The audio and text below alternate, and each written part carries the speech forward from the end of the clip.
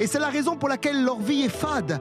Tellement de croyants vont, comme le prophète Jérémie dira, chercher de l'eau dans des citernes qui sont crevassées, là où il n'y a pas d'eau. Et ces citernes-là, elles sont dans le monde.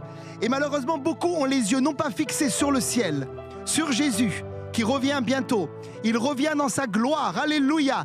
Il régnera, il posera ses pieds sur le mont des Oliviers. Tout œil le verra. Mais tu n'attends pas ces choses-là, tu attends la terre. Et c'est le temps pour toi de te détourner de la terre pour commencer à regarder au ciel. Un jour, on m'a parlé d'une histoire qui a frappé mon cœur et je vous la partage ce soir. On m'a parlé de cet oiseau finalement qui était un aigle. Mais un homme un jour l'a rencontré et il l'a pris pour une poule. Et alors cet homme était fermier, il a récupéré ce bébé aigle et il l'a mis dans son poulailler.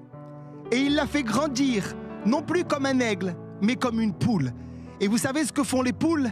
Ils mangent les vers, ils sont là, ils mangent de la nourriture au sol, ils ne volent pas dans les airs, ils sont enfermés dans un poulailler. Et certains, vous nous regardez peut-être, vous êtes enfermés dans un poulailler spirituel.